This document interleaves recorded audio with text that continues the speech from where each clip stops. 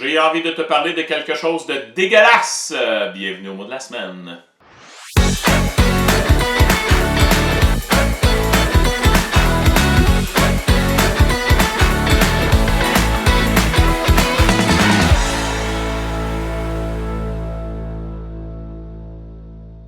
Non, je ne faisais pas référence à la grosse cire d'oreille que j'ai enlevée tout à l'heure. Non, j'ai pour toi cette semaine le nom d'une bestiole pas très aimée.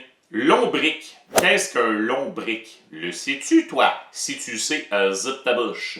Donc, le lombric, c'est le nom d'une bestiole dégueu. Et communément, on l'appelle comment, le lombric? Quel nom est-ce qu'on lui donne?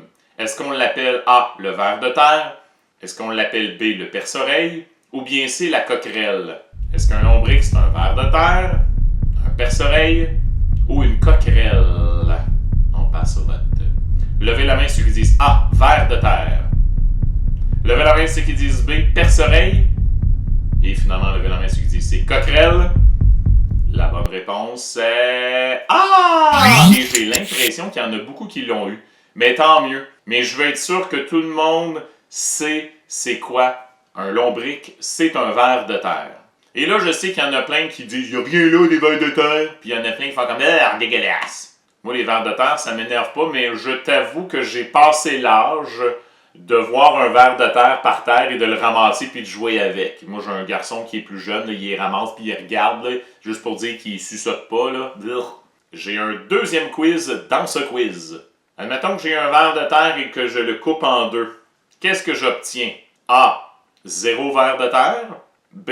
Un seul ver de terre. Ou C. 2 vers de terre. On vote. Quels sont ceux qui disent A? On n'obtient aucun ver de terre. Donc, les deux bouts meurent. Quels sont ceux qui disent B? Un ver de terre. Il y a un bout qui reste vivant, il y a un bout qui meurt. Et quels sont ceux qui disent C? 2 vers. Donc, les deux bouts se régénèrent et ça fait 2 vers de terre. La bonne réponse est A et B.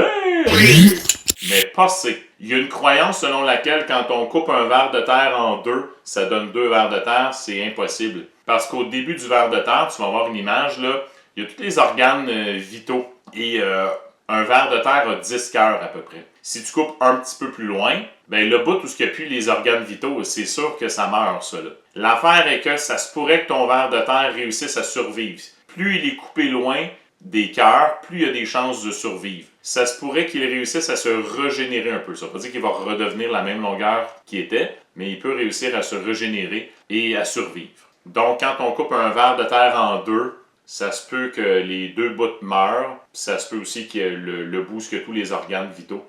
Ça se pourrait qu'ils survivent. Mais en aucun cas, on peut avoir 2 vers de terre. Ce serait quand même un peu de la magie. Là. Tu coupes un ver en deux, ça en donne 2. Tu t'es recoupes en deux, ça en donne 4. À un moment donné, ça serait un petit peu comme des miracles impossibles. Te voilà maintenant un expert en multiplication des vers de terre. On se revoit pour un autre mot de la semaine.